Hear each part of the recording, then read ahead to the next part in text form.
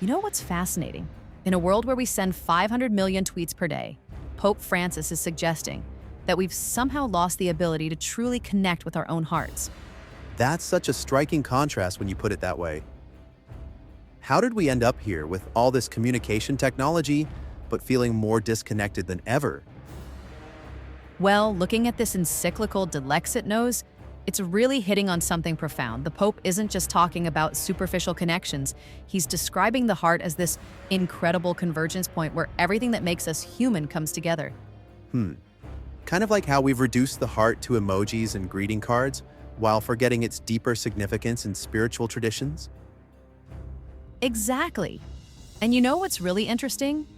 The document traces this understanding of the heart all the way back to classical philosophy. It's not just about emotions, it's about what the ancients called the seat of wisdom, where our deepest truths reside. Speaking of ancient wisdom, the way this connects to St. Ignatius of Loyola's teachings is pretty remarkable.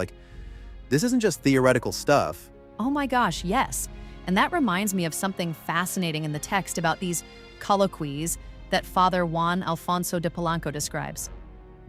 They're like these intimate conversations with God, but get this, they're specifically designed to transform how we relate to everything around us. So, Well, that's quite different from the quick-fix spirituality we often see today, isn't it? it really is. And here's what's wild, the document actually connects this to modern neuroscience. When it talks about the heart as the center of decision-making and emotional processing, it's echoing what researchers are discovering about the complex relationship between our emotions and our choices. The timing of this message seems particularly relevant, given the mental health crisis we're facing globally. Oh, absolutely. And let me share something striking about that. The encyclical specifically addresses how this disconnection from our hearts relates to rising rates of anxiety and depression. It's suggesting that our loss of authentic connection isn't just a spiritual crisis, it's affecting our whole well-being. That makes me think about how St. Vincent de Paul emphasized that God desires our hearts above everything else. It's like an ancient prescription for modern ailments. And here's what's really powerful about that the document doesn't just diagnose the problem, it offers this beautiful pathway forward. It talks about how the wounded heart of Christ becomes this symbol of vulnerability and healing, suggesting that our own wounds can actually become sources of connection. So it's really about transforming how we understand both suffering and love? Exactly right. And you know what's fascinating? The Jesuit tradition has been exploring this connection since their consecration in 1871.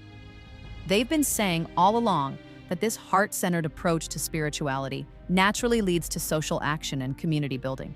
The implications for how we build community today are pretty profound when you think about it. Oh, totally. And here's something that really jumped out at me.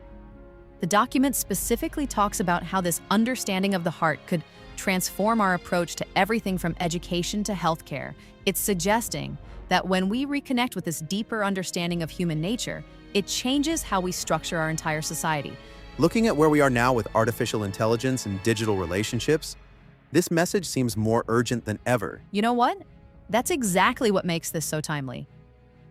In an age where we're debating whether AI can replicate human consciousness, this encyclical is reminding us that there's something fundamentally sacred about human connection that can't be replicated or digitized. Well, this really gives us a lot to think about in terms of where we're heading as a society. And that's really the heart of it, isn't it? This isn't just about personal spirituality.